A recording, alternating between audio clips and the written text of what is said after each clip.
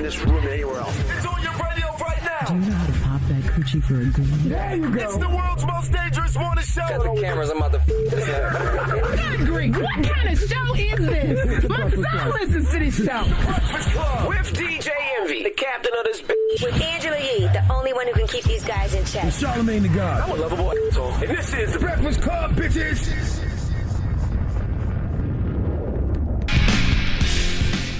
Good morning, USA. Hey, fam. Happy Thursday. It is Thursday.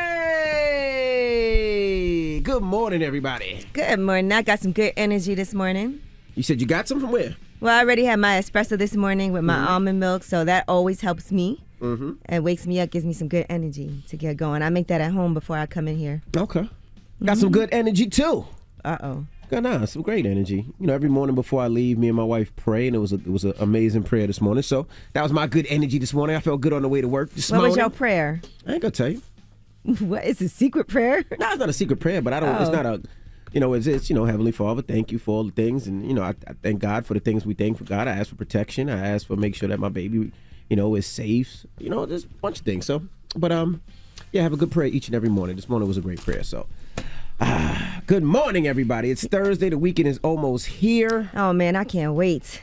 Wow, what you doing this weekend? Anything? Well, my coffee shop, Coffee Uplifts People, is set to open any day now. So we're just trying to get everything in order for that. So actually, I'm going to be here just basically working on that this weekend and the juice bar. I'm spending the weekend working on my businesses. And today, also, on Facebook, I co-hosted Black Entrepreneurs Day for Damon John. Okay. So that's happening today also. If you want to check that out, there's some great conversations he had with Kevin Hart, Shaquille O'Neal, Tyra Banks, Marcus Samuelson, Michael Strahan, a whole lot of people on there, a lot of executives giving you advice if you have a startup, all of those things. So it's a great event at the Apollo. Sound like it's a whole lot of money in this mother. Who sang that song? Bia, and okay. Nicki Minaj on the remix. Okay. Yeah, I did something with Airbnb the other day, and they're helping people learn about Airbnb and investing in Airbnb. I'm not going to say people. They're helping the black community, teaching them how to do Airbnb. A lot of people are interested in it. That's why you open up that door talking about this ain't Charlamagne house? Yeah, the crazy part? I was joking. What the hell is this?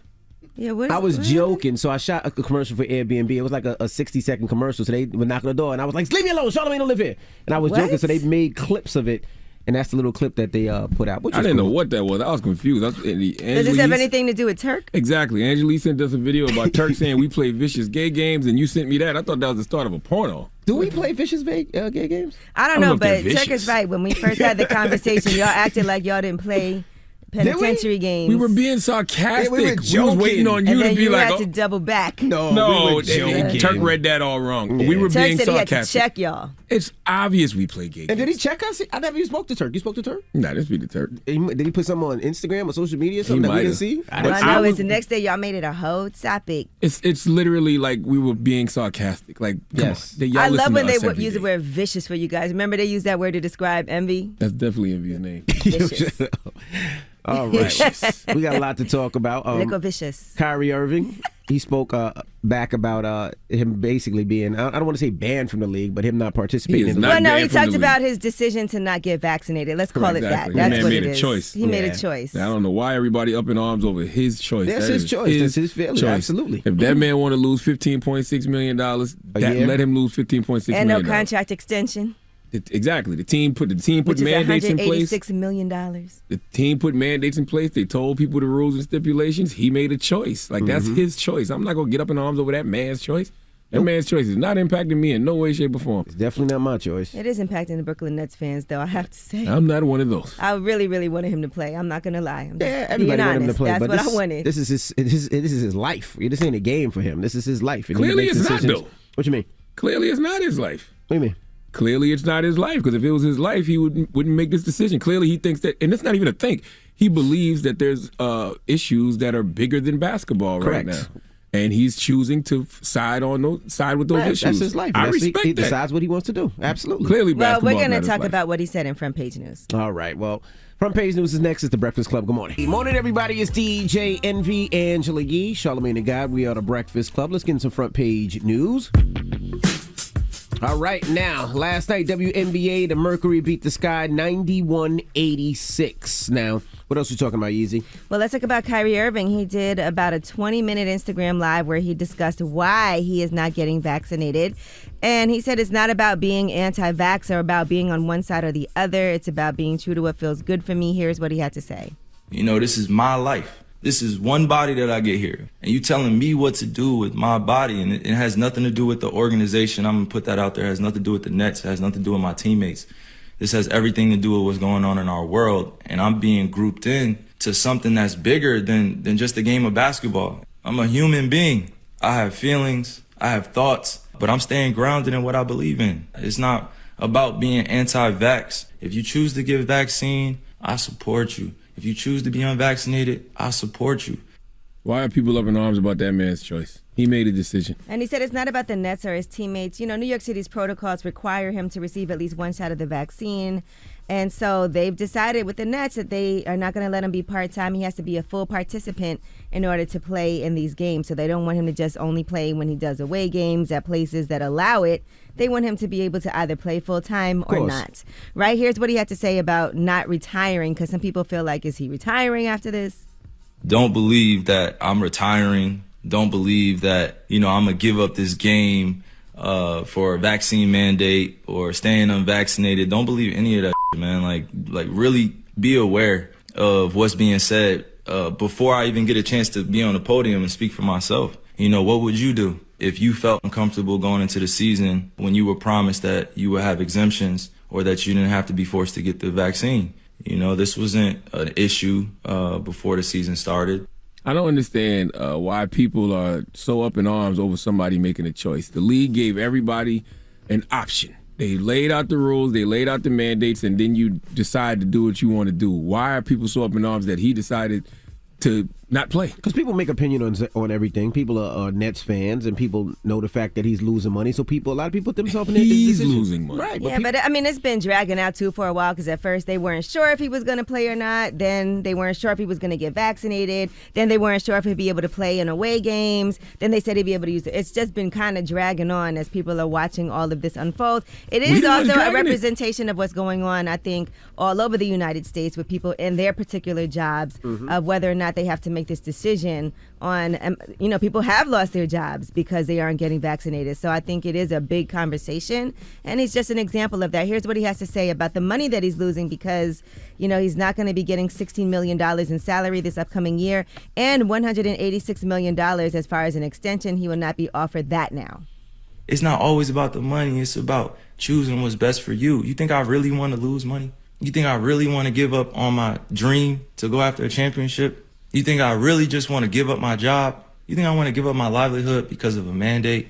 Because I don't have accommodations? Because I'm unvaccinated? Come on. I'm not going to be used as a person in this agenda. I'm not even going to speak on that. I'm just saying, it should not be divided amongst all of us. It should just be understood and respected.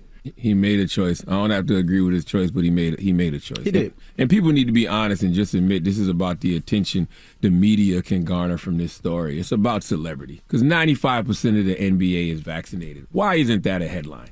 If you're trying to get people to get the vaccine, focus on all the superstars that got it. People focused on this because it brings attention to their respective platforms. It's something to talk about. They don't care about the actual issue. It is a big deal because of the mandates here in New York City, so that he can't play.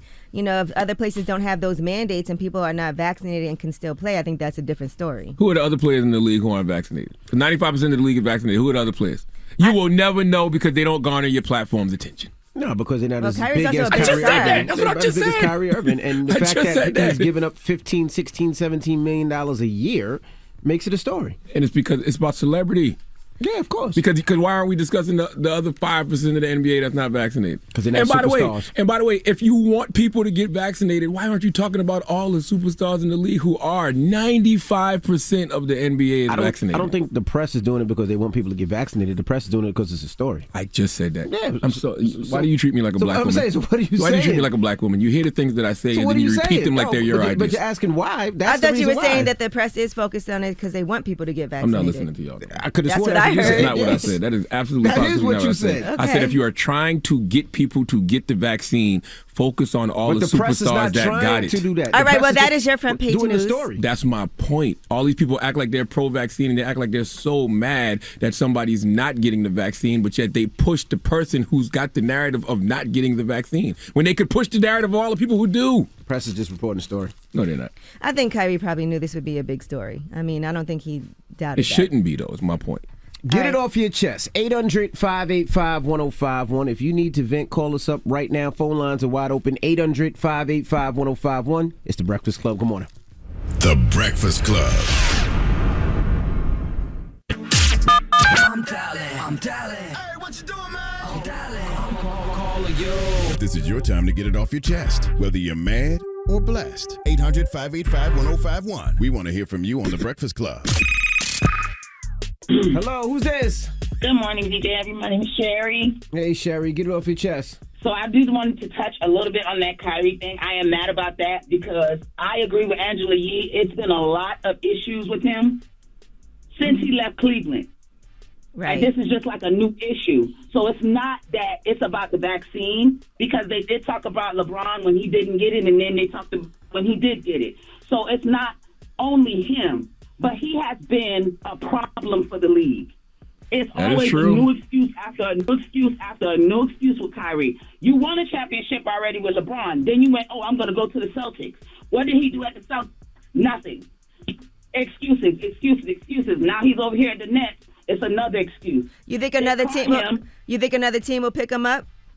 That I don't know, because Yeah, he's that talented. He's one of the He's best that players in the talented. league. One of the best point guards in the league. I'm Somebody pick him not up. saying he's not talented. He is talented, but that's the problem. Talent, sometimes your attitude will over trump your talent. You're right. And That's people very won't want true. to deal with it because they're like, you're going to bring a problem to this team. Look how many problems he's caused for every team. Yeah, they'll say he's been on. they say That's your, true. your talent will Thank you, take Mama. you where your character can't sustain you. Hello, who's this? This is Justin from Virginia Beach, Virginia. You Hey, sound like you Justin. do the Quiet Storm, like you come on after midnight and you introduce slow songs, Justin.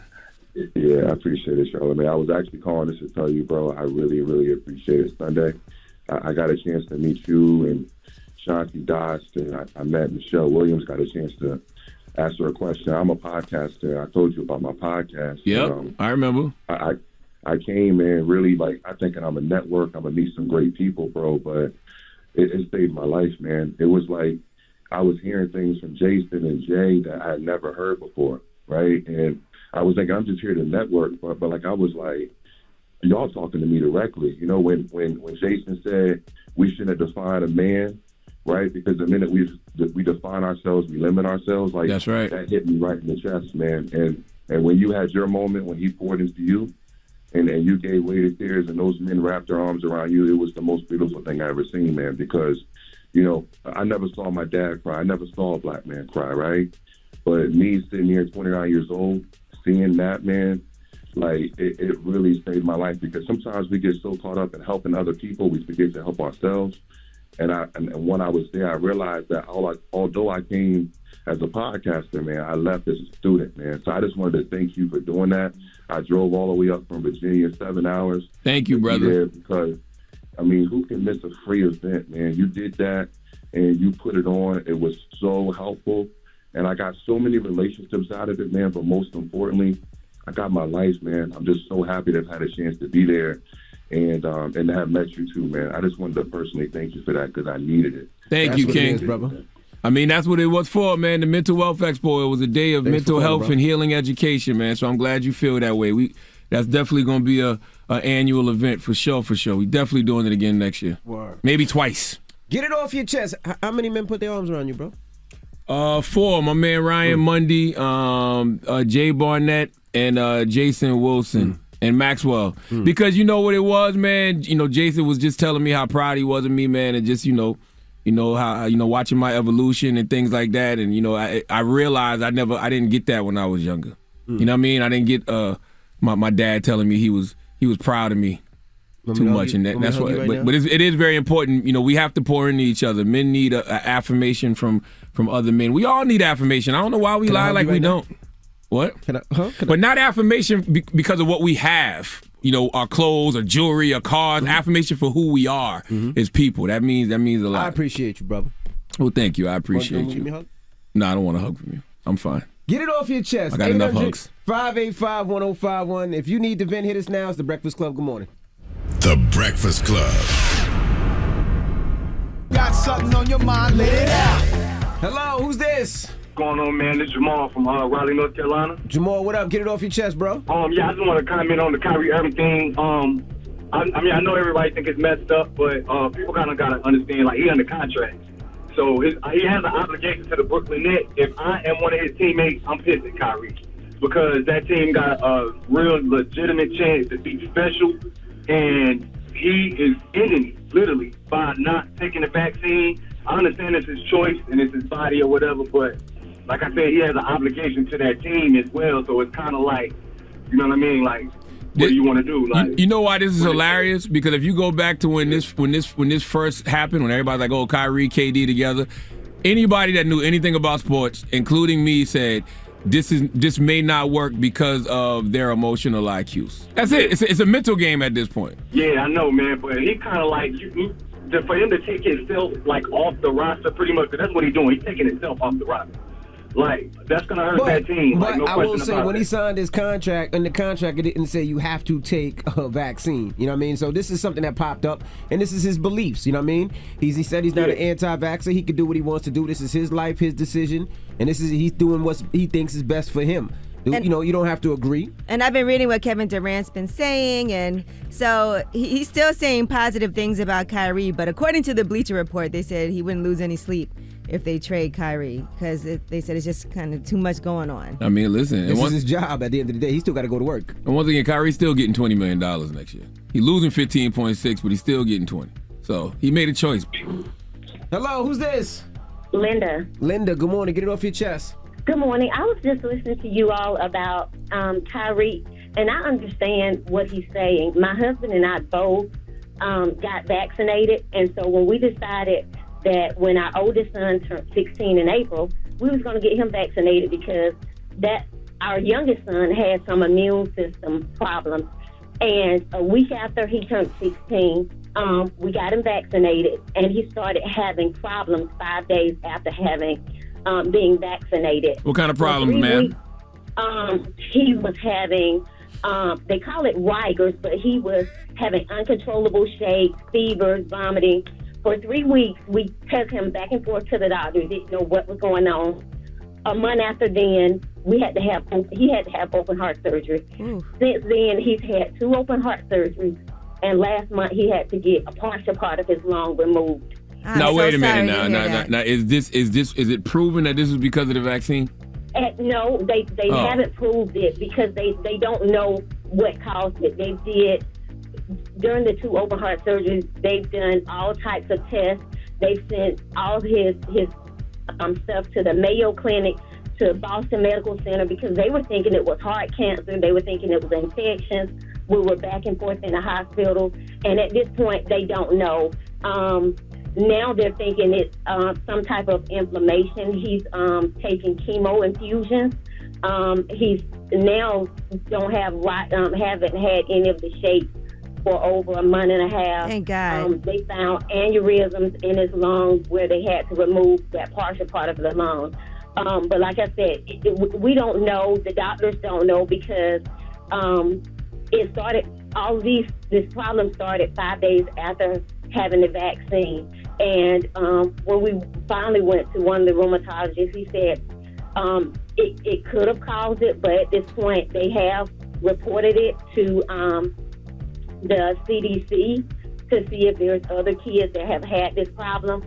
But we just don't know. And with my husband and I'm fighting myself, saying maybe we should have waited a while just to see, how some of the other kids would have responded to it.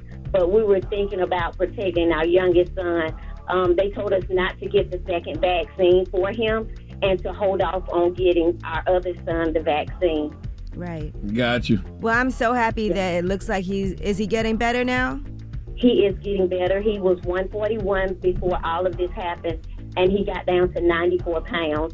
He's back up to 128 now. So the chemo infusions are doing the work, and the steroids that he's on is doing the work. Well, we'll pray for him and for your family as well. Thank you so much. All right. Definitely sending y'all healing energy. Get it off your chest. 800-585-1051. Now, we got rumors on the way? Man, 50 Cent versus Lil' Kim. What is the problem with these two? They had a great relationship before, but we'll tell you what the issue is now. All right, we'll get into that next. It's The Breakfast Club. Good morning. The Breakfast Club. Hey, morning, everybody. It's DJ MV, Angela Yee, Charlamagne the Guy. We are The Breakfast Club. Good morning. Let's get to the rumors. Let's talk 50.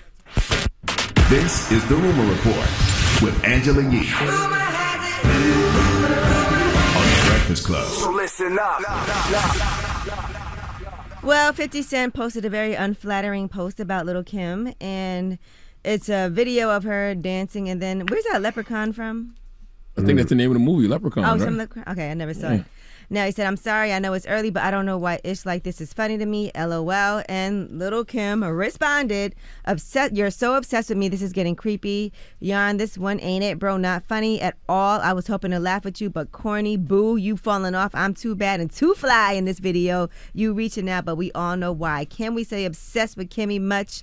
And she went on to call him lame. And she said, "Why do I feel like I'm in a lesbian quarrel? Didn't know I had a girlfriend named Curtis. Somebody's crushing hard. We'll get through this, babes. Don't forget to pre-order my book, Memoirs of Lil' Kim, the Queen Bee, period." Well, two cancers going at it, okay? Two petty cancers. Cancers love to laugh, but we are also sensitive. Kim probably wasn't in a joking mood that day. And he's done this before. But Yeah, they went at each other before, and they got a show with each other coming up in the next, I think, 30 days. That'd be interesting. Did they perform together? No. I don't think I've ever seen Magic Stick live. You know? No, I've never seen it. Shut up, Yee. There's those games. Vicious. All right, now, Wildin' Out star Hitman Holla. Let's talk about this. This was an awful situation where he said that 4 people ran into their home and shot Cinnamon, his girlfriend. He said bullet went through her cheek and out the back of her head. She's at the hospital now being strong. So he did share an update, and she also posted, "Honestly, I really don't know what to say, but to give thanks to the man above. Thank you, Jesus. Thank you, Jesus. He really had his angels watching over me. And I also truly believe Benny Jr. is one of God's angels. Benny saved my life. I really do appreciate each and every one of you guys so much. I could never thank you enough. I never knew I was this strong until now." And there's a picture of her in the hospital. So again, we are praying on her speedy recovery. That has to be one of the scariest things, to be in the house. Yeah, I'm sending Hitman Holla and Cinnamon a lot of healing energy. Yeah. But yeah, that is that's top 2, top 3 on fair list on me too. Yeah, that gives me anxiety. Yeah. Yesterday I ordered a whole bunch of new things, but it gets you a little nervous. You know what I mean? Especially sometimes we're out of town and your family's alone, and you just want to make sure that they're safe, and you never want to get that call that somebody's in the house and. But I am glad she had a firearm, and I'm glad that she knows how to use her firearm. And that's why I always say, if you're a black person in this country, owning a legal firearm is a form of self-care. Correct. Yes, everybody in your family should know how to use that thing. Yeah, I told my older kids, my daughter knows, my oldest son knows, just in case Dad's not home. And then, I got good old Chuck Norris. All right, Ray J, by the way, is out of the hospital and resting at home after his pneumonia scare. He was in Miami in the hospital, has now been discharged, and is continuing to recover at home. So some people are saying that his busy schedule and constant travel were to blame for that illness, and he needs to take care of his health, because that is true. Not sleeping enough, traveling all over the place, not eating right, all of those things can lead to you ending up being hospitalized, and who knows, that does really affect your health. Well, salute to our guy, Willie Norwood Jr., man. Ray J. All right, now Jay-Z has invested $19 million into a cannabis-focused payment processing company. And so this funding, according to Flow Hub founder and CEO Kyle Sherman, it not only underscores the significant value that Flow Hub provides to our customers, but also the maturation of the cannabis industry at large. We remain committed to developing innovative products that help our retail customers run better businesses. Okay. So congratulations to them for that $19 million investment. Team Rock also has raised $1 million to investigate wrongful convictions in Kansas. So according to the executive director of the Midwest Innocence Project, Tricia Rojo Bushnell, she said it's a huge investment. The ability to look at these cases is really going to continue to shine a light on what we need to do to actually provide a just criminal legal system. Well, Hove doing what Hove do, Rock Nation doing what they do, which is the work. Dropping the clues bombs for Jay-Z and Rock Nation. Mm-hmm. They're never not doing the work, by the way. All right, that is your rumor reports. All right, now we got front page news next. What are we talking about? Yes, and we'll talk about a very famous reporter who took some things out of an interview to make sure that the subject of that interview didn't look bad. All right, we'll get to that next. It's The Breakfast Club. Good morning. The Breakfast Club. Your mornings will never be the same. According to a survey, over 2/3 of Americans are planning to travel this summer. This means that airlines, restaurants, and more have been ramping up their hiring. Who do they turn to? ZipRecruiter. ZipRecruiter's technology finds qualified candidates for your job, and you can easily invite your top choices to apply. And right now, you can try ZipRecruiter for free at ZipRecruiter.com/breakfast. Morning, everybody. It's DJ Envy, Angela Yee, Charlamagne the Guy. We are The Breakfast Club. Let's get in some front page news. Now, WNBA yesterday, the Mercury beat the Sky 91-86. Now, today, the Dodgers take on the Giants at 9 p.m. Now, what else we talking about, Yeezy? Well, Katie Couric has admitted in her new book that in a 2016 interview, she withheld some of what Ruth Bader Ginsburg had to say on kneeling during the national anthem. Here's what aired. What do I think? I think it's really dumb of them. Would I arrest them for doing it? No. I think it's dumb and disrespectful. I would have the same answer if you asked me about flag burning. I said, I think it's a terrible thing to do, but I wouldn't lock a person up for doing it. Now, what she really said, though, because there were some stronger comments that Ruth Bader Ginsburg had to say, she said not standing for the anthem shows a contempt for a government that has made it possible for their parents and grandparents to live a decent life, which they probably could not have lived in the places they came from. As they became older, they realized that this was youthful folly, and that's why education is important. I think it's a terrible thing to do, but I wouldn't lock a person up for doing it. I would point out how ridiculous it seems to me to do such an act. Now, Katie Couric said in her book, Going There, she's such a big fan of Ruth Bader Ginsburg, and she felt protective of her and the controversy the comments would likely put her in. So she said she lost a lot of sleep and felt conflicted over whether or not she should include that full thoughts on the matter, and she ended up taking out some of that. And she also said that the head of public affairs for the Supreme Court emailed her and said that Ginsburg had misspoken and requested that her comments on the matter be removed. And she said she eventually mostly did as they requested. I mean, I get it. I mean, I've done it. You know, we've done it up here. You know, it's happened with young artists, old artists. Some people come in here and, you know, say things that we know are going to hurt them and hurt other people. So, yes, we edit. I've learned my lesson, you know, and now I understand why the Katie Courics of the world do that. I understand why, you know, Angie Martinez never put out Tupac's interview. I get it. Mm-hmm. Yeah, and she was 83 at the time of the interview, too. So I think also sometimes, I mean, she was older. And they said Katie Couric said she was elderly and probably didn't understand the question. So, listen, that book is coming out October 26th, and they said she's telling everything in her biography. It is some things on the cutting room floor that would get some artists absolutely up here roasted. Absolutely, 100%. Yes. Okay. Absolutely. Sometimes you got to protect people from themselves and protect you know the people that they may be hurting, talking about. Yeah. But you learn that with time. Mm-hmm. I didn't know that early on in my career. Like, let people say anything. Right. But if you can stop some BS from happening, why wouldn't you? Yeah.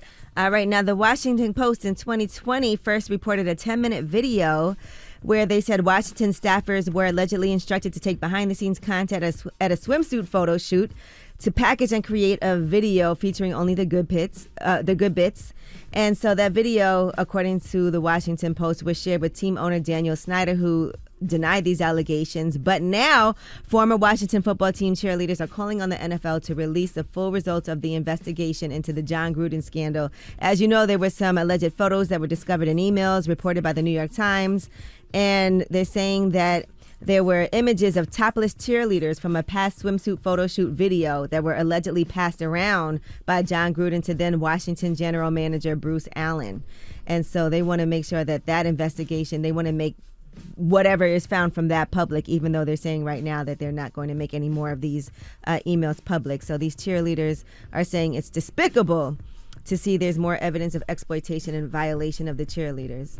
As you can imagine you're doing a shoot and they're filming behind the scenes footage, and then pictures of you topless are being passed around by the coach and management. So we'll see what happens if they are going to release the full investigation report about how misogynistic, and of course we've heard the racist emails and very sexist culture within the Raiders. All right, and I think it's the whole NFL. I think the whole NFL about to get a rude awakening. I think it's going to be a lot of revealing, especially before Mercury gets out of Gatorade. And Lacey Thibodeau Fields, a former cheerleader for the Raiders, said the latest email scandal was further evidence of a misogynistic, racist, very sexist culture. She also wants the release of the full investigation report. All right, that is your front page news. All right, now let's open up the phone lines. 800-585-1051. We were talking Kyrie Irving earlier this morning. Yesterday he spoke on his live about his decision. You know, this is my life. This is one body that I get here. And you telling me what to do with my body, and it has nothing to do with the organization. I'm going to put that out there. It has nothing to do with the Nets. It has nothing to do with my teammates. This has everything to do with what's going on in our world. And I'm being grouped in to something that's bigger than just a game of basketball. I'm a human being. I have feelings. I have thoughts. But I'm staying grounded in what I believe in. It's not about being anti-vax. If you choose to get vaccine, I support you. If you choose to be unvaccinated, I support you. Let's open up the phone lines. Let's have this conversation. What are your thoughts? Now, you know, the Brooklyn Nets announced that he won't be playing until he can play full time. And yesterday he was on live for 20 minutes talking about his decision. I don't know why people are up in arms about that man's choice. It's his choice. You know, sometimes when you give people an option, when you give people a choice, they might make the choice that you don't agree with. But guess what? That's still that person's choice. Well, let's open up the phone lines. About to be lines. up in arms about his choice. Let's talk about it. 800-585-1051. It's the Breakfast Club. Good morning. Pull out your phone. Call in right now. Call me. Add your opinion to the Breakfast Club topic. Break it down. 800-585-1051. The Breakfast Club. It's topic time. Pick up the phone, baby. Call 800-585-1051 to join into the discussion with the Breakfast Club. Talk about it. Morning, everybody. It's DJ Envy, Angela Yee, Charlamagne the Guy. We are the Breakfast Club. Now, if you just joined us, we're talking about Kyrie Irving, of course, of the Brooklyn Nets. Now, the Brooklyn Nets announced that he won't be playing with the team until he can play full capacity, meaning he could come to practices, he could play home games, away games, and all that. Now, yesterday, Kyrie Irving said this in response to all of that. You know, this is my life. This is one body that I get here. And you telling me what to do with my body, and it has nothing to do with the organization. I'm going to put that out there. It has nothing to do with the Nets. It has nothing to do with my teammates. This has everything to do with what's going on in our world. And I'm being grouped in to something that's bigger than just a game of basketball. I'm a human being. I have feelings. I have thoughts. But I'm staying grounded in what I believe in. It's not about being anti-vax. If you choose to get vaccine, I support you. If you choose to be unvaccinated, I support you. So we're asking 800-585-1051. What are your thoughts? Right, and I'm looking at what James Harden had to say. He said losing Irving is a big hit, but he still believes Brooklyn can win a championship. He said, individually, myself, I'm still wanting to set that up. I feel like the entire organization is on the same path. We're all as a collective unit. They're going to keep on pushing forward. And they would prefer to have Kyrie on the team, of course. But he said the focus is on the players in the locker room who are putting in the work every single day. So, I mean, it's a hard situation. And he did make a decision. That's his choice, like you said. But unfortunately, there's rules and regulations in place right now because of this pandemic. And that choice is costing you money and seeing that you can't play. And it's a decision that a lot of people have to make, not just Kyrie, who has millions on the line, but everyday people whose livelihoods are on the line.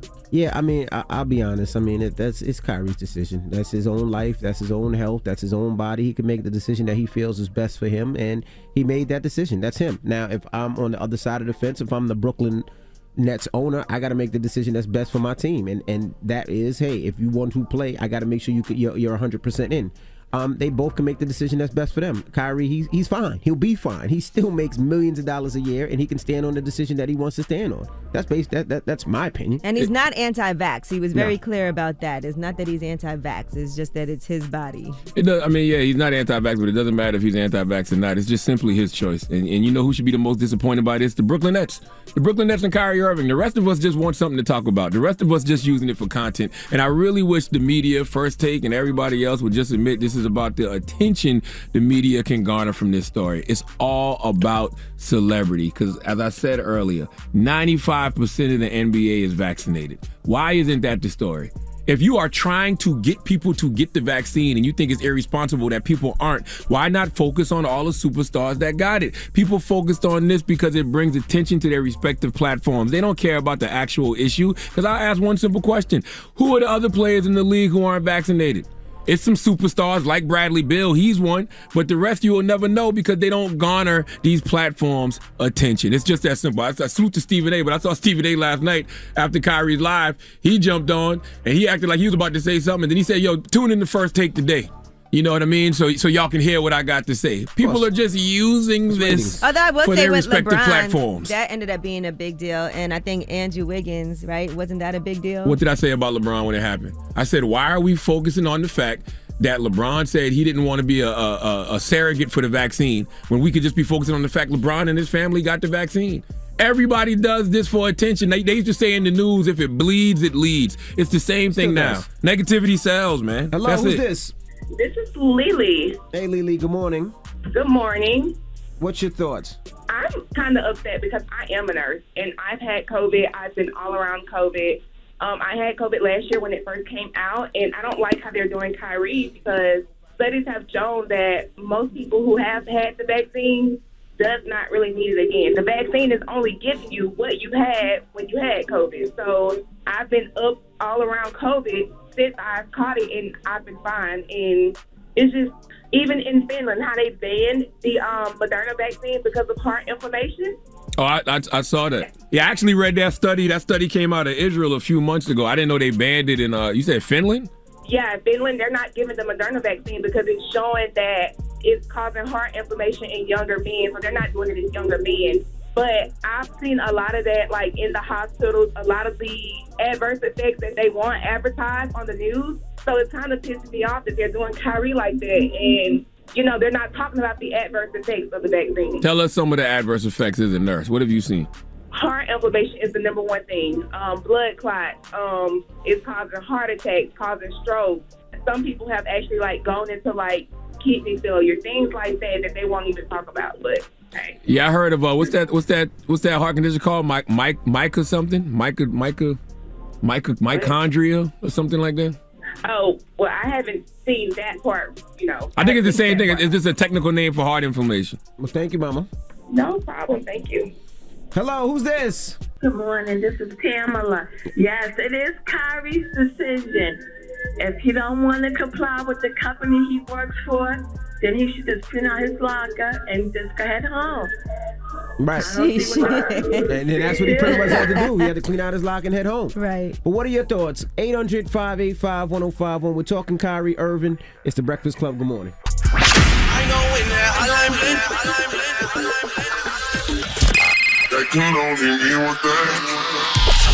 Call me. Add your opinion to the Breakfast Club topic. Come on. 800-585-1051. Morning, everybody. It's DJ Envy, Angela Yee, Charlamagne the Guy. We are the Breakfast Club. Now, if you just joined us, we're talking Kyrie Irving.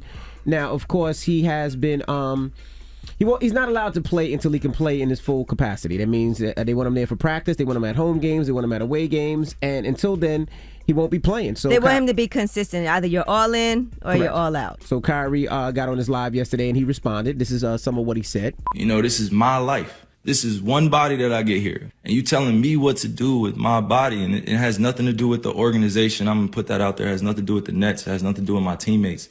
This has everything to do with what's going on in our world. And I'm being grouped in to something that's bigger than just a game of basketball. I'm a human being. I have feelings. I have thoughts. But I'm staying grounded in what I believe in. It's not about being anti-vax. If you choose to get vaccine, I support you. If you choose to be unvaccinated, I support you. So we're asking your thoughts. 800-585-1051. I always say this is everybody's their own decision. I made a decision based on myself and my family, not based on work, not based on my financial situation, not based on anything but what I thought was best for me, Rashawn Casey, and my family. And he's doing the same, and he feels like this is not what he wants to do, and he has to deal with the consequences. And once again, I keep telling y'all, like I said over and over, the people who should be the most disappointed by this are the Brooklyn Nets and Kyrie Irving. And Brooklyn Nets fans, because they were looking forward to. Yeah, and the Brooklyn Nets fans. Sure. Obviously. Sure. Yeah. You know, but the rest of us just want something to talk about. Like, cause it should not be an issue. Like, it really shouldn't. Hello, who's this? This is Free, DJ, MB, Charlamagne, the God of Angela Yee. Hey. What's up, bro? Good morning. What's your thoughts? Man, my thoughts on a Kyrie, man, working as a paramedic, and I started working as a paramedic in one of the top hospitals here in the state of Nebraska, man. They changed the rules so much. So it's like unfair how you going to change the rules on this man and then expect him to play and then take everything away from him. So it really don't make sense, man. He should be able to have a choice to, you know, either play away or play at home or whatever the case may be, but it's his body. Yeah, I'm more upset that, you know, all the essential workers last year, like the healthcare workers and the teachers and everybody else, I'm more upset that they losing their jobs this year, especially when last year they were on the front lines risking their lives when there was no vaccine. But now, you know, they getting pushed out. I'm more upset about them not being able to work than Kyrie. And that's the crazy part. Like now that you say that, you know, you think about it, and I don't like that as well. All these healthcare workers work without a vaccine, without real protection for a year and a half. Yep. And they did it, you know, and some of them lost their lives. So now some of them don't want to take the vaccine, and you're forcing them. That's right. And if they don't, they lose their jobs. You told me Even I was. though they rolled out when there was no vaccine, when there was no PPE, when there was none of that. Last But year, I understand the point of saying, as we are finding out things that can protect people who are, especially in hospitals with a compromised immune systems. Yo, you know, last when year- you find out that PPE works, right? Because at first they didn't have that. You give them that as another line of protection, and then now you have these vaccinations that can also help. Last year you told me I was essential. This year I'm expendable. Yeah, how do you fire them? You know, if they don't put them into another ward or somewhere Word else, is but how do born. you fire them? They Like- were the only ones fighting. Some of them died. And lost their lives. we were saluting the frontline workers last year. I just think that, like, yeah, you what were they do- essential. That's another topic, but I just think that what they did to the healthcare workers and what they're doing to the healthcare workers is By the foul. way, the way people are up in arms over this Kyrie stuff, when you see people on TV with their veins popping out their necks, and that's how we should be acting over those people that we called That's essential last year, those frontline workers in the healthcare system. Hello, who's this? Yo, this Mel. I personally think that Kyrie bugging out a little bit. You know, this is the same guy that think that the earth is flat. But at the same time, But see, I don't like when we do that. No, I don't like when we do that. We like to conflate issues. That's why y'all are. That's why. But I'm glad you admitted that. That's why people on Kyrie, because he thinks the earth is flat and other extra crazy stuff. So the whole thing is like, you can have your thoughts, but raise awareness about it, because you got people that's not getting the vaccination looking at him like, why are you not getting it? And the answer just can't be because I want to. Because like they said, they done gave 9 billion people the vaccination, and you the only one thinking that the damn government is trying to plot us down. But my brother, If once they are trying to plot us down, you done made enough money to go to paradise right now. But my brother, once again, you proving my point, because I keep saying this is about the media, because the media can make whatever they want a story. 95% of the NBA is vaccinated. Why they don't focus on that? There's so many superstars in the league right now that are vaccinated that nobody's talking about. Well, I remember Giannis, it was a big deal, and he came forward talking about protecting his family. What are you talking about? He spoke about getting vaccinated. The Greek freak? Yeah. Man, I didn't even hear that.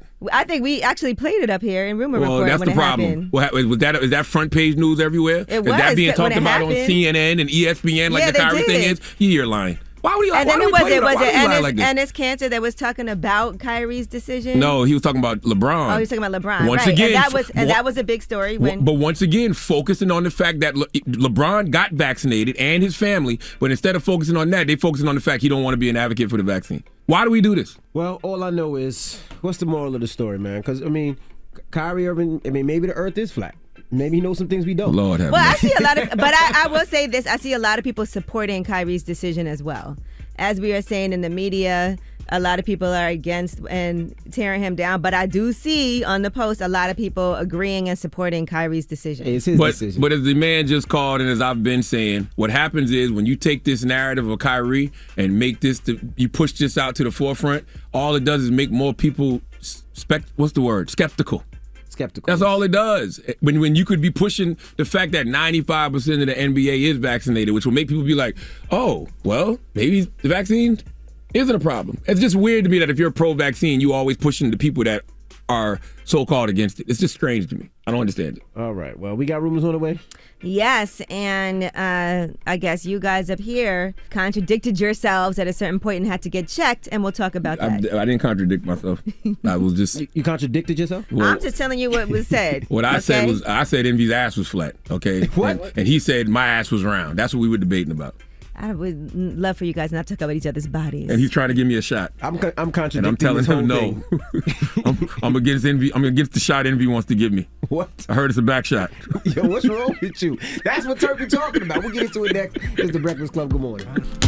Morning, everybody. It's DJ Envy, Angela Yee, Charlamagne the Guy. We are the Breakfast Club. And shout to Will Packer. Shout to Will Packer, of course, the rector. He's doing something very, very special for his HBCU FAMU. He's building an arts theater. Oh, that's dope. And he's raising some money. He got a lot. He did a video with a lot of people lined up, and he's.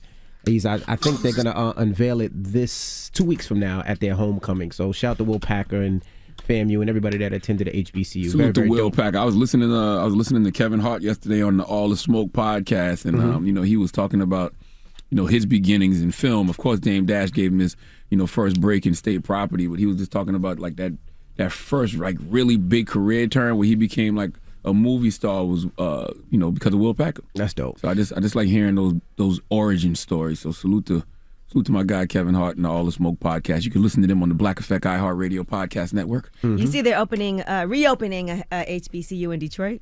Which one? It's called the Lewis College of Business. It was once the only HBCU in Michigan. It closed in 2013. Now they're reopening it as a Pensole Lewis College of Business and Design. It's that's the first dope. design-focused HBCU. So they just actually announced that. You know who runs it? Who's the president and all that, or no?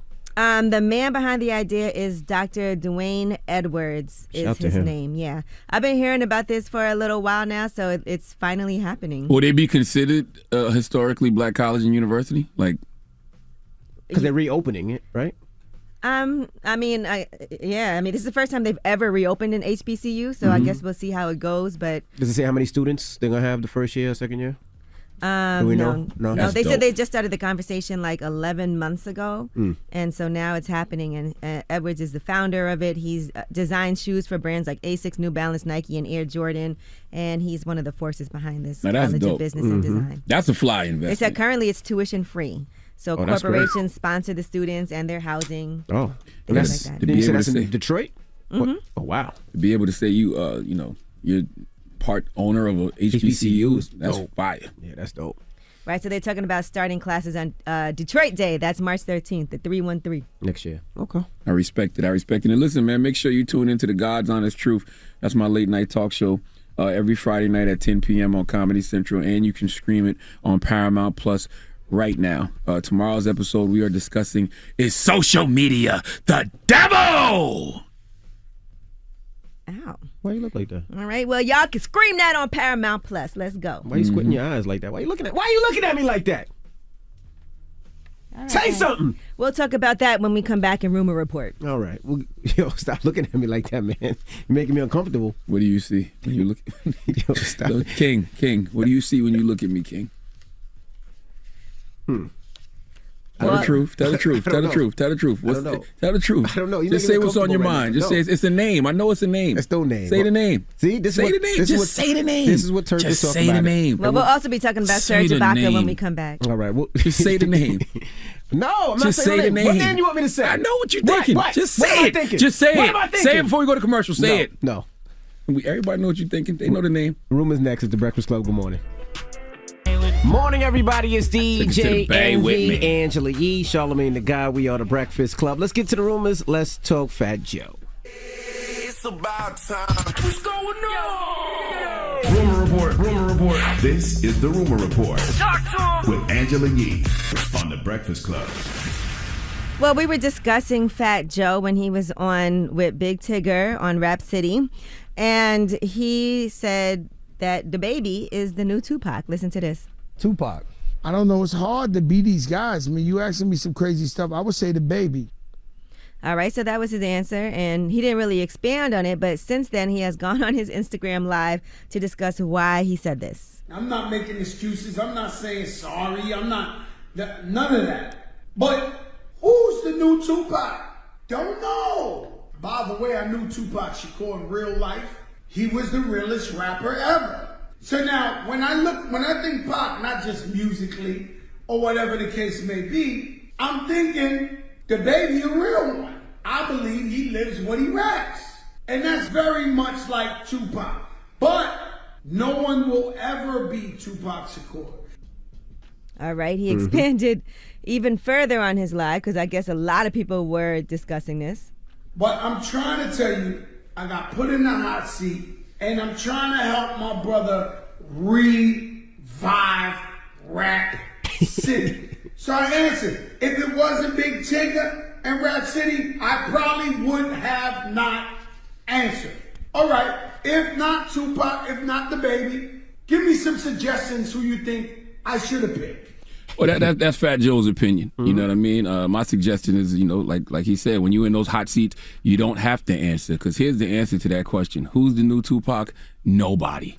Okay, there will never be another Tupac. We love these people so much that we miss their energy so much that we want it back. But those days are gone. There is no new Tupac. And there will be no new Tupac. A lot of people do try to channel Tupac, too. They've always done that. All the time. That's been going on for years. That's been going on literally since he passed away. Biggie, too. Literally. Biggie, too. Well, when he was alive, they was trying to channel him. All right, now San Francisco artist Burner, and you also know him from Cookies, from the weed and cannabis stores and brand. He announced that he is fighting cancer. Oh, wow. Yeah, so our prayers to him. He said, I think what made Cookies so special and my music career so special was always being transparent and sharing my journey with you. So I figured instead of fighting this alone, I wanted the people who got me where I am today to fight with me. Three weeks ago, they found traces of cancer in a series of blood tests. Today, I went in for a procedure hoping to get off easy and found out I have a major fight ahead of me. If you know me, this has always been my biggest fear, but I am content with where I'm at and what I'm facing as well as every possible outcome. So our prayers go out to you, Burner. Absolutely. Shout to Burner. Definitely sending Burner healing energy for sure. So, and again, he did say that he said if you have cancer in your family, there's blood tests you can take like he did to check for over 40 kinds of cancer. He said, I'm so glad I did because knowing is half the battle. It's time for the biggest challenge of my life and I'm ready. Wow. All right, now let's turn the cameras on Charlamagne and Envy. And so Turk was back on Vlad TV. Now, if you guys recall, Turk had previously said that all guys play gay games and penitentiary games. It's just like somebody hitting somebody on the ass. You know what I'm saying? When they playing basketball, that don't mean they gay. Every male have some type of gay game that they play with their homeboy. But when you know your sexual preference, bro, it's like, what the f***? You feel me? Well, this did get discussed on The Breakfast Club. I reported it, and Turk is going to break down what happened when I first reported it, and then you guys did a complete 180 the next day and made a whole topic out of it. When Charlamagne and Envy, when they first covered the story, they was looking at Angela like they ain't never did it. But then they knew the fans was going to find clips after denying that they never did it before. So they come back the next day and they admit to it and do a whole storyline. Cause I had this son Charlamagne and Envy, they play vicious gay games. You know what I'm saying? But that's what they do. People just do it at different levels, man.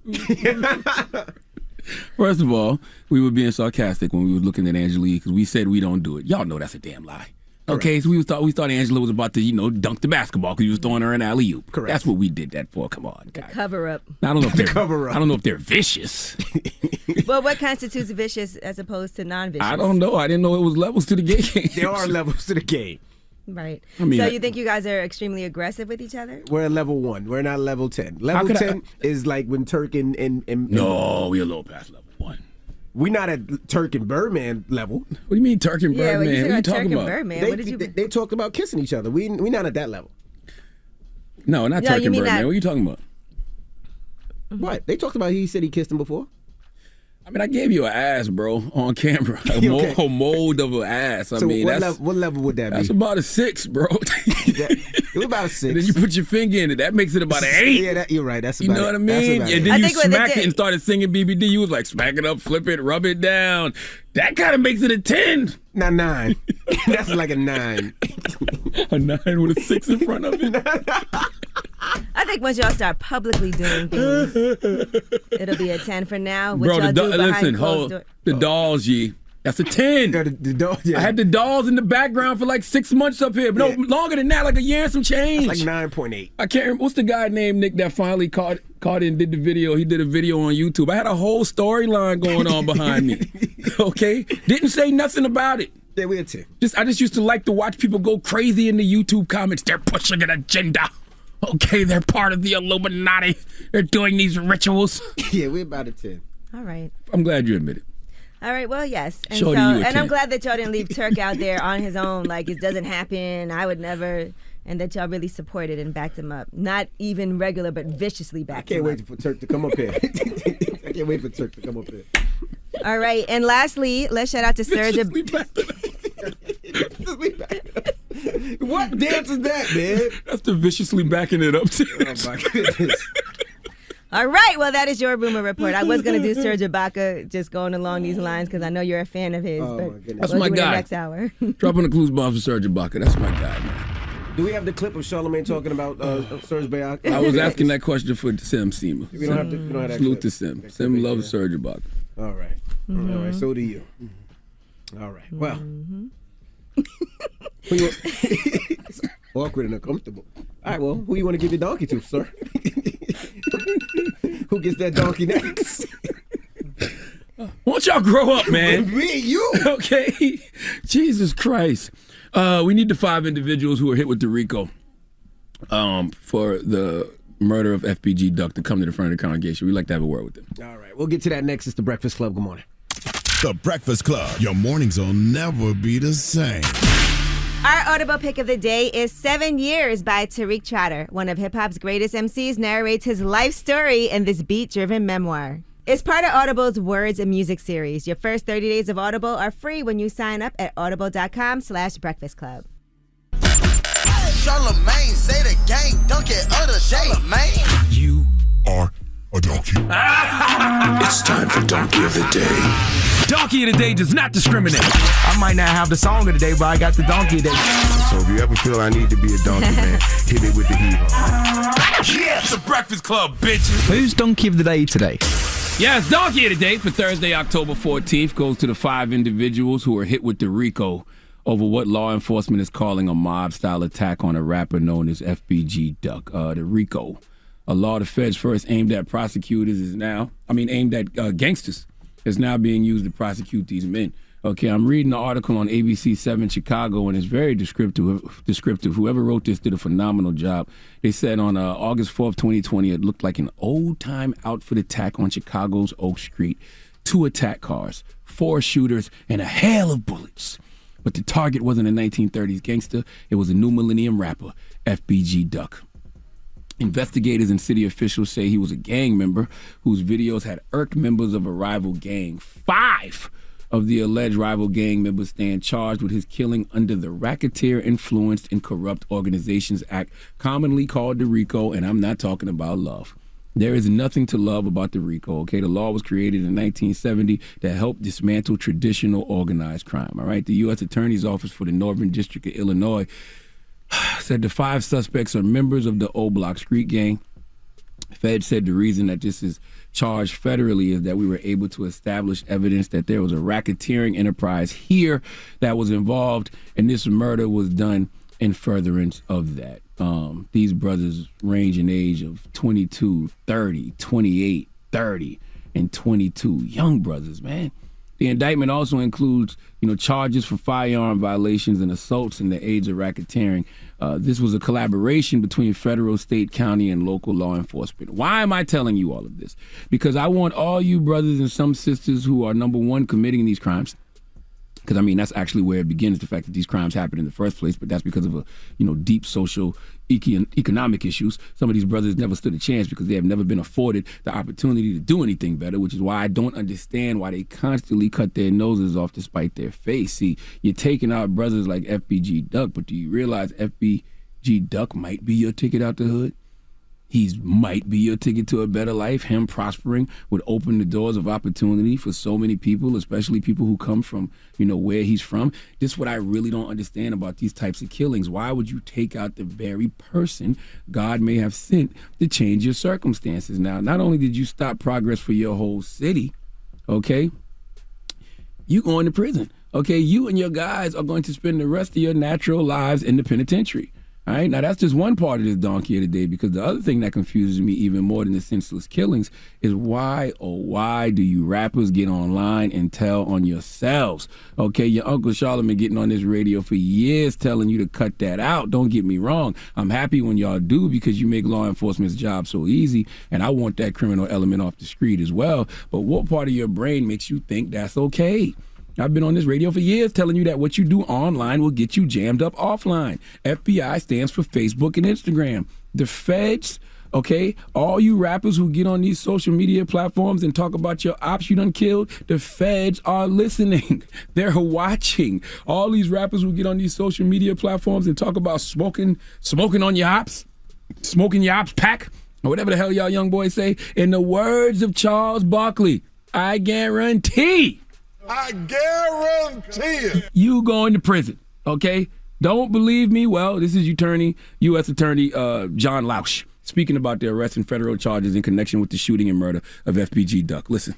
What's happening on social media and what's happening in music videos that are on YouTube, particularly in the drill rap genre, it shows you what's happening in this city, which is that people are threatening to commit acts of violence and then either bragging about acts of violence or talking about how they're going to retaliate for other acts of violence. And it's happening on a regular basis.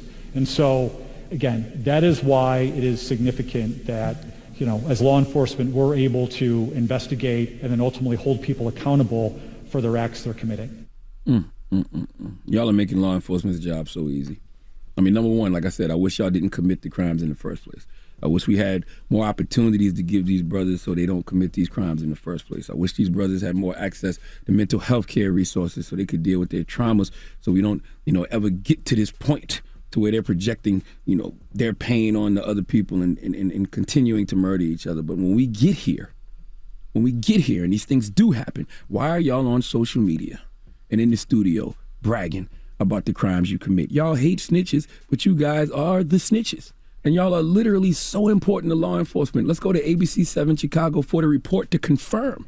Late this afternoon, the I-Team talking with Chicago criminal defense attorney Tony Thedford about what he says is one of the most powerful tools prosecutors have. There's a lot of allegations of back and forth online, or threats online, or videos posted back and forth that then led to retaliation, allegedly. One of the most powerful tools law enforcement has is y'all niggas. Back and forth. Online. It's just all bad. I'm actually glad that it's that easy for law enforcement to lock you up, because maybe, just maybe, it will make y'all think twice about committing these crimes in the first place. Why are y'all doing this? Why? Is it for social media attention? Huh? Because life for likes is not a fair trade. Please give these 5 brothers who are all hit with the RICO over FBG Duck the biggest hee-haw. All right. Well, thank you for that donkey today. Up next, you broadband bloods and cyber crips. Gotta stop. Ask Yee. 800-585-1051. If you need relationship advice or any type of advice, call Yee now. It's the Breakfast Club. Good morning. What you want to know? Baby mama issues? Need some words of wisdom? Call up now for Ask Yee. 800-585-1051. The Breakfast Club. Come on. Need relationship advice? Need personal advice? Just need real advice. Call up now for Ask Yee. Keep it real. Morning, everybody. It's DJ Envy, Angela Yee, Charlamagne the Guy. We are the Breakfast Club. It's time for Ask Yee. Hello, who's this? Keisha. Hey, Keisha, what's your question for Yee? I got a question. I've been friends with guys for 16 years. Mm-hmm. We just started making it serious a year ago. I only been to his place 3 times, and he been to my house every day. So wait. You guys were friends for 16 years, and then you just recently started dating? Like, yeah, made it more than what it's friendship, yeah. Okay. And he comes to see me every day, but he don't invite me to his house. But you've been to his house before? Yeah, I have. How does it look? Is it something that maybe your house is way nicer and more comfortable? Oh, his house, no. His house he had a 5-bedroom, theater room, bar. He has way more than I have. Now, have you told him before? Have you ever invited yourself over? Like, I'm going to come over there. Why don't we come to your house this weekend? I have tried. He has said me like, come on. So what's the problem? Why don't you go? I have, but it ended up when it comes down to it, it's something he got to do or something. I think he got somebody staying with him, but he won't tell me. Oh, so he'll say, come on, but then at the last minute cancel. Right. Yeah, that sounded a little sneaky and suspicious to me. Does he have children? Yes, he do. And what's the situation with the mothers? That's how we ended up where we at. They broke up. Okay, so you think maybe there's still some... Did she used to live with him there? No, she moved out of there to the place he at now. Man, it's never good to have these suspicions, and the only way that you can find out what's going on is to really confront them. Have you ever asked him, how come every time I say I'm going to come over, at the last minute you cancel on me? It feels suspicious. Right, but I think it's not the baby mom. I think it's another girl. Okay. Why do you think that? I asked him one thing about, okay, let's say he went out of town one weekend, but he said he was gone with his auntie. He went out for a wedding with his auntie. But then, let's say a couple of weeks, I asked him, he called her his people. He didn't call her his aunt. Okay. So you kind of know he's cheating. Yeah, but I don't know. But I got a feeling. You've known this man for 16 years. You sleep with him. You should have no problem asking him anything that you need to know, because this is all about you also protecting yourself, right? Because I have asked him. He said it's nobody. So that's basically what I go with. So ultimatum here is this. Look, I need to be able to come to your house, feel comfortable, feel invited, and know that there's nothing going on. And that's what I need for me to feel like in this relationship we can continue further. Oh, dear, that sounds good. What's going on? I would be like, so this weekend, I'm going to spend the weekend there. We're going to have a staycation at your home. We could cook together. Let's watch some movies. The new season of You is coming on Netflix. Whatever it is that you need to do, but tell him. And if you can't, He already tried that, and he act like he got planned, like he gonna have his kids this weekend. It's sweet thing. All right, well, he needs to give you a date and stick to it. If that means one day during the week, if that means next weekend, whatever, and he has to stick to it, and tell him if he cancels, then you're really gonna be feeling like he's not being honest with you, and that's not what you signed up for. Oh, thank you. Okay, because people will keep on doing to you what you allow. Right. I'm not getting mistreated. I just don't know what's going on at the home. Listen, mistreated can also be that you being real sneaky and suspicious, and I can't come to your house, and it feels like something else is going on, and you're not being straight up with me. Right. So if you're uncomfortable enough to call here to talk about it, then I think it's something that has to be taken care of and handled. And I don't think you'll be asking for too much. Schedule a date that I'm coming there and we're going to stick to it. And I want to feel more comfortable in your house just like you're comfortable in my house. Right. That's cool. That sounds good. All right. Good luck. All right. Ask Ye. 800-585-1051. If you need relationship advice or any type of advice, hit Ye now. It's The Breakfast Club. Good morning. Get some real advice with Angela Yee. It's Ask Yee. Morning, everybody. It's DJ Envy, Angela Yee, Charlamagne the Guy. We are The Breakfast Club. We're in the middle of Ask Yee. Hello, who's this? How you doing? This is Joseph Gatsby. I'm in Atlanta. What's up, bro? What's your question for Yee? All right, so my question is, what do you do when you're in a situation where you were kind of dealing with this very known popular woman, like that? Okay. And y'all was just doing y'all thing, you was, she needed her back blown out whenever, you was providing that service or whatever. But y'all not in a relationship. Okay. And she sees you get kind of attention and love and different things like that. And then all of a sudden, she doing stuff. She ain't got my Instagram hacked or whatever. So, I had a good little following. You know what I'm saying? I had to redo it. J.R. Gatsby, by the way. But she's just doing stuff, and I'm just trying to figure out how do I get out of this mess. 'Cause Okay, she kind of got pulled. So you were dealing with this woman. Is she a celebrity or? She is. I guess she is. But so she has enough pull to get your Instagram hacked. Absolutely. Why is There's she being so vindictive towards you? Like I said, I think she like wants her cake and eat it too type thing. Like she want me to, deal with her on a relationship tip, but we ain't in a relationship. Right. And what else is she doing besides that? I mean, she's blocking acting gigs and things like that, She's just, wherever I'm trying to make advances to, like, she's just popping up. And when I say her, not her in the flesh, but her work, her minions. She's doing something. She's doing some things behind the scenes to you. Yeah, she's doing the strings, you know what I mean? Do you have the strings. Do you have some good connections already yourself? No, I don't. See, I'm fresh in it, you know what I'm saying? I'm just pure, fresh in it, doing my thing, new in it. And I'm, making ground and things like that. And so when she came in the picture, I kind of made it adamant, like, look, I'm not dealing with you because of this.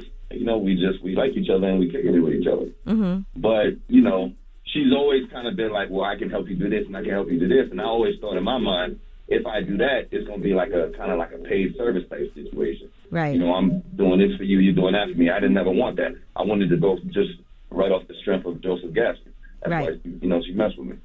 Okay, and so now you got yourself in a messed up situation, a slightly kind of thin line between love and hate, where she's sabotaging things that you have going love on. And hater. Love and hater. Yeah, love and hater. Listen, unfortunately, things like that are difficult because, like you said, you don't have a lot of great connections in the business, and I think you got to be honest. Like at certain times when somebody's doing something to you that's affecting your livelihood and your career, I think people are sympathetic to that. And so when you see it happening, I think you should address it.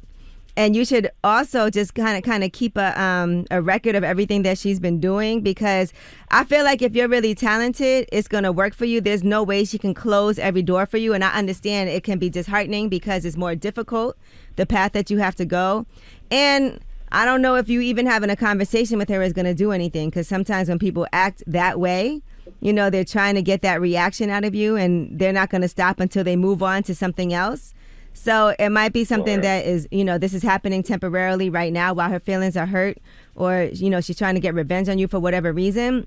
But all I can say is try to be really private about what you're doing too. As far as any auditions that you're going on, any connections that you make, just try to really move quietly behind the scenes so that she doesn't even know what you're doing.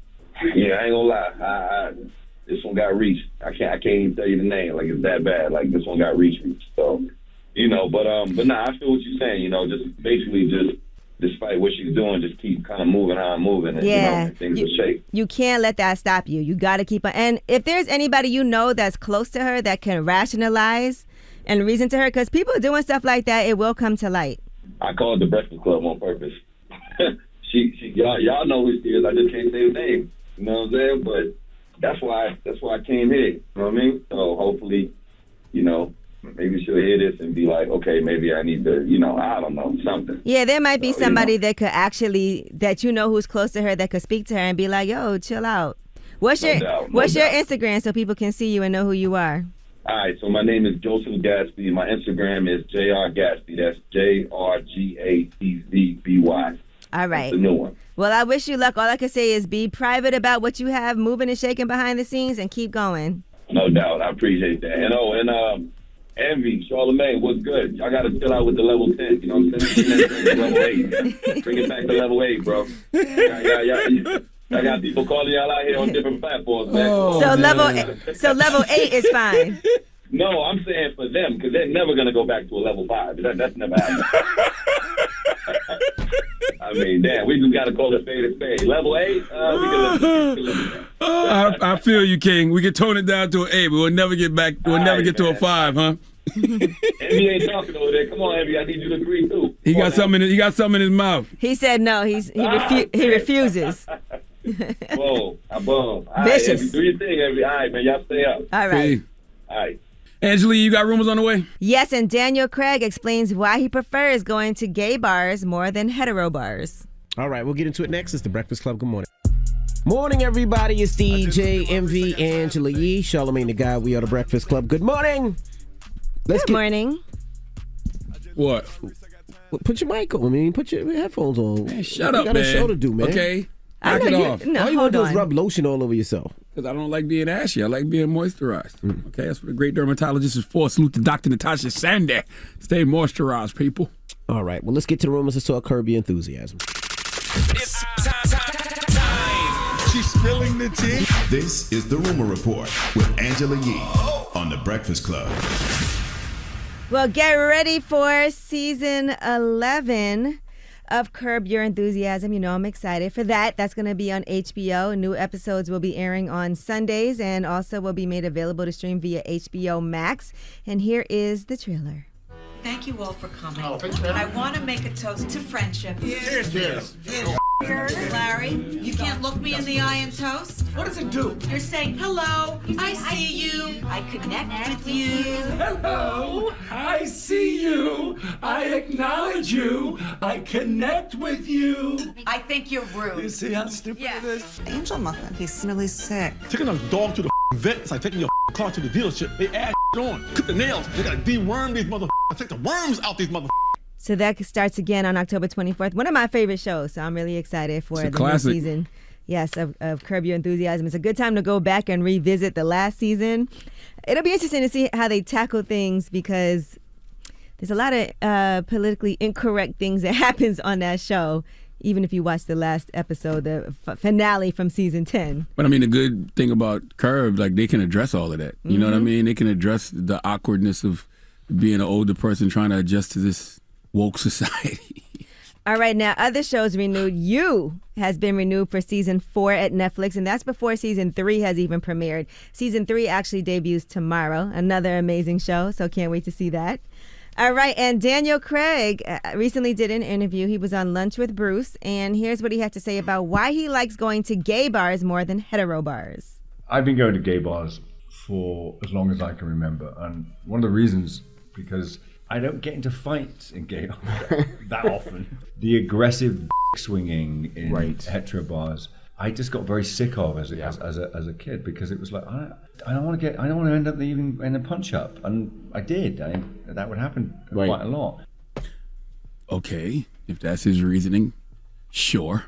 So okay, he goes there just because. If you like gay bars, just say you like going to gay bars. That's his opinion. Didn't make much sense to me, but hey. But I would say this, and he said this also, that he meets girls there because there's a lot of girls there for exactly the same reason that I was there, right? But he's acting like testosterone wouldn't exist in a gay bar. They're still men. Gay men are still men. Well, this is his experience, so I don't know. I just don't agree with that. Like, I don't agree with the fact that there's no testosterone Why in don't a you gay try bar. it? Shut up. I mean, if you saw a guy you knew in a gay bar, listen, I say this. I've gone to gay bars like with my friends. It's very chill, no issues. It's the same thing, good music. But you can still get into a fight in a gay bar. Yeah, you can. can. Yeah, I'm sure you can. Yeah. It's alcohol. It's testosterone. Like, it can still happen. He's saying it's more aggressive, and he said it's a lot of D-swinging in hetero bars. So, I don't know. I would think it would be more D-swinging in a gay bar. I don't think he means it like that. Think that too. All right, now, Serge Ibaka is developing an animated kids series. Something you want to say, Charlamagne? We don't have that audio still? Is it something you want to say? We don't have the audio? No. Oh, y'all don't let nothing die on this show. No, nothing Lord at all. have mercy. Y'all don't let nothing die in life. No. Lord have mercy. All right, well, his story is being turned into an animated kids series after he just struck a deal with Studio 71. So congratulations to him. Overcoming, it'll showcase some of the greatest athletes in the world and the biggest challenges of their lives outside of sports. Each episode will focus on a different individual and the conflicts they've dealt with. So the first episode is going to talk about how Ibaka overcame a tough childhood in Africa, including his father being in prison in the Second Congo War to become an NBA champion with the Toronto Raptors. Drop all the clues bombs for my guy, Serge Ibaka. I'm sure. It's a great brother right there, man. What did you ask him? Shut up.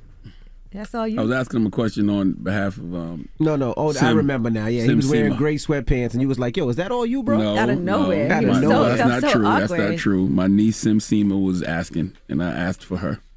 That's what I get. If that was all there in his sweatpants. We have to verify this with her because she may say she never asked that. We actually have the audio. Can we play that part? There's a lot of women out there that want to know. You know, was that all you? You see what I said? I said a lot of women out there that want to know. Okay. Maybe you shouldn't ask that question. I asked the tough questions. I asked the questions people Those want are to know. hard sir. questions. Okay.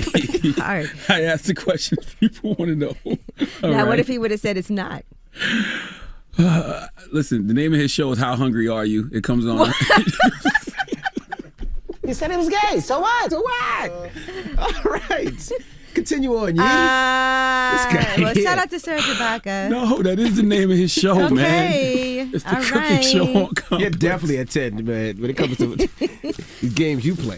Definitely a 10. Oh, man. Oh, at least Envy thinks you're a 10. I said That the makes games you he feel- played. All right, now, LeBron Springhill has sold a minority stake to an investor group, so their valuation is now $725 million for Springhill, and they still have the majority. He and CEO Maverick Carter, and they're also, it looks like, going into gaming. So they've also included an announcement with Epic Games as well. So they did not give or disclose the size of the stake on the table, but they did say that LeBron and Maverick do maintain controlling interest. They only founded that in 2020, by the way. I love it. So to have a company that's valued at $725 million the next year That's what is it's amazing. about. Yeah, that's great. That's what it's about. Big black business, baby. I love it. Drop on the clues bombs for LeBron and Maverick. Shut up. Shut up. Shut up. I didn't know what you were about to say. I'm sorry. Never know what they You start snorting. What's wrong with you this morning? All right. You Well, are that is kinky. your rumor report. Goodness gracious. This guy here. All right. Shout out to Revolt. We'll see you tomorrow. Everybody else, let's get to the mix. It's Usher's birthday, so let's start off with some Usher. It's The Breakfast Club. Good morning. The Breakfast Club. Your mornings will never be the same. Our audible pick of the day is Founding FUBU by Damon John. The trailblazer of hip-hop fashion started his revolutionary clothing line in his mom's house. Hear how he did it in this inspiring memoir. Sign up for a free 30-day Audible trial at audible.com/breakfastclub. Morning, everybody. It's DJ Envy, Angela Yee, Charlamagne the Guy. We are The Breakfast Club. We got a special guest joining us right now. She has a lot of different titles. First off, Dr. Alfie Breland Noble, internationally recognized scientist, author, speaker, media contributor, founder of the Acoma Project, and chief mental wellness officer of the Mental Wealth Alliance. Dr. Alfie Breland Noble, what's happening? It's all good. I'm here with you beautiful people. I am grateful.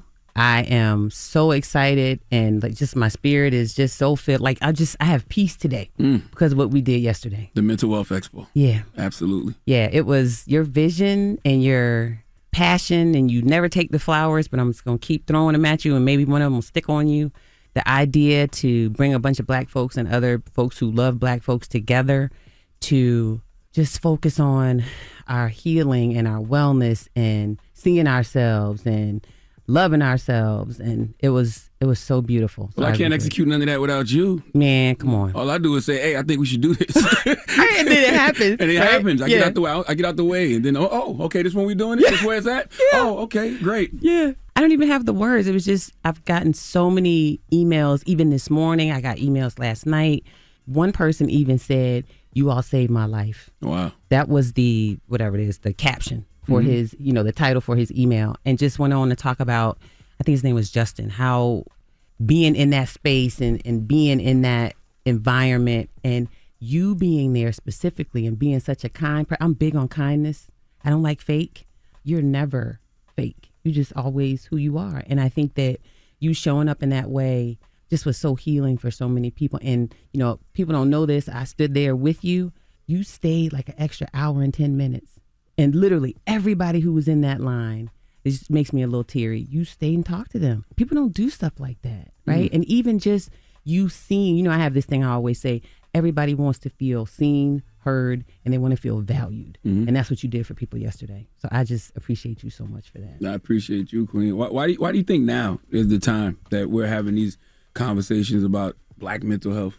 I think a big part of it is quarantine and what happened and what we all watched with our brother George Floyd being murdered. The precursor to a lot of it was you and a few other people like you strategically coming out and, I'm not saying it was a strategy like you went for that as your goal, but I think the ultimate result of it was being clear about you have your own issues and struggles and concerns around mental health, I try to be very open with people and say anxiety is something that I manage because I need people to see, right? Like you need to see a face. This is what anxiety looks like.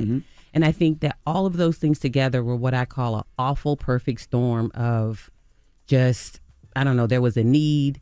And so now became the time that we talk about it. We were all stuck in the house. We were all dealing with it. We saw a 30% rise in emergency room visits among young people, K through 12, mostly high school kids going to emergency rooms for psychiatric emergencies during quarantine. And so I think it was just too many things together that made all of us feel like we have to talk about this now.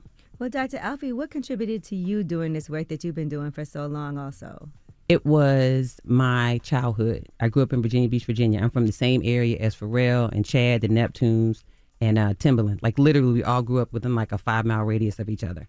And I'm sure they would say Virginia Beach was a weird place to grow up as a black kid, especially if you were a talented black kid in any kind of way. And so I think a lot of it was that. And for me, my journey began in knowing that in my household, my parents really valued me. My mom's deceased. My dad lives with me now. And outside the house, it was a struggle. And so I wanted to always be a resource where young people could come to me and they wouldn't have to struggle in the ways that I struggled outside the house, particularly young people of color and black young people. So that was where my journey started. And I just had a lot of people pour into me. My godmother, Dr. Mona Thornton, is an early childhood development professor. And she poured into me and just told me it was something I could do. And that really was what it was for me. So I am truly living in my purpose now. Now, can you tell us about the Acoma Project? Oh, absolutely. One of my favorite things in the world. So the Acoma Project used to be my research lab when I was an academic. And then over the years, I decided that the same work that I was doing, which is in reducing mental health disparities for black youth and youth of color, is really less about how much of the illness like depression, anxiety, PTSD, some of these other OCD, those kinds of things shows up in people. It's really more about who gets care and who doesn't, and what's the quality of care that they get. And so the Acoma Project is really about reducing the discrepancies between good quality care and bad quality care, who has access to care and who doesn't. And so the Acoma Project became a 501c3, and we're founded on 3 pillars. We raise consciousness, we empower people, and we change the system. Because at the end of the day, part of our mission is we believe every young person deserves the right to live unapologetically and authentically as exactly who they are. And they can't live like that if they're drowning and struggling under mental illness. So that's who we are, and that's what we do. Let's talk a little Mental Wealth Alliance. Yes. What is the Mental Wealth Alliance about? Yes. So the Mental Wealth Alliance is something I'm so proud to be a part of as the Chief Mental Wealth Officer. The Mental Wealth Alliance stands on 3 pillars: train, treat, and teach. And it's all about getting black people, now this is your vision, black folks specifically, the help that they need to thrive, right? And so when we talk about train, treat, and teach, we're talking about teaching people skills and tools to take care of themselves, right? We want stuff that's culturally specific, that's relevant for black people, and that really addresses our needs. When we talk about training, that's building up the next generation of black mental health providers to provide the care, because we know that in pretty much every profession, whether it's psychology, social work, whatever it is, master's level counselors, less than 5% of those providers are black. So it's training, it's treating, and it's teaching. And the treating part is making sure that everybody gets the care that they need. So we want to teach people how to take care of themselves. We want to generate and create the next generation of providers, and we want to provide that treatment for people. So one example is we have the Collaborative for Black Mental Wealth. And that collaborative is 7 or 8 different organizations. Acoma is proud to be a part. And each of these organizations brings something unique to the treatment of or the engagement around black mental health. So Shanti Das, Silence the Shame, shouts out to Shanti. She's a beautiful, yes, she's beautiful. Yes, right, she was there yesterday. And she spoke on the panel. Yeah, she was fantastic. We love Shanti. Alchemy Health, Ryan Mundy, which is like an alternative form of care. The Black Mental Health Alliance, shouts out Andrea Brown and those folks. And so you had lots of folks who, their investment is in black folks' mental health. And the Mental Wealth Alliance is a foundation that's a hub to provide support and to provide a base for all of these people, all of these organizations to be able to thrive. Absolutely. Yeah. Well, Dr. Alfie Breland Noble, tell them how to support the Acoma Project. Tell them how to support the Mental Wealth Alliance. Yes. So we're going to start with the Mental Wealth Alliance, right? So remember, y'all, train, treat, teach. MentalWealthAlliance.org. It is Charlamagne's vision. It's Charlamagne's baby. I want to shout out Ann real quick for all the work that she does, and Hayden and helping me, and Laura. Everybody who's... to Laura. Salute to the Giving Back Fund, too. Yes, to the Giving Back Fund. Absolutely. So you go to MentalWealthAlliance.org. Right there on the first page, you got a big old donate button. You got to donate. You got to follow all the socials for the Mental Wealth Alliance. So go support the Mental Wealth Alliance. And the Acoma Project, you can find us at acomaproject.org. We're on all socials. We have a donation going on right now in collaboration with The Daily Show. They've been very supportive of us as well, as have you all. And here at the Breakfast Club, and you, Charlamagne, personally. And just check us out on all socials. And you can follow me, Dr. Alfie, on all socials. And if you follow me, that'll get you a direct link to both the Mental Wealth Alliance and to the Acoma Project. Well, Dr. Alfie, thank you. You inspire me so much, and I'm just happy to be of service to you, and I thank God that you exist. I appreciate you so much. Oh my God, same. And I don't even have the words. Thank you, Shar, and thank you so much for having me, Angela. And y'all are amazing. Bless you. Absolutely. It's Dr. Alfie Breland Noble. It's the Breakfast Club. All right. Well, thanks, Doc, for joining us. Now, Charlamagne, you have a positive note? I do. First, I want to say, make sure that you watch The God's Honest Truth tomorrow night at 10 p.m. on Comedy Central. Set it on your DVRs or stream it on Paramount Plus. Okay, tomorrow's episode is all about social media, and we're asking one simple question: is social media the devil? You'll find out tomorrow night. And the positive note is simply this, man. You've healed too much not to raise the bar on who has access to your energy. Remember that. Breakfast Club, bitches! Y'all finished or y'all done?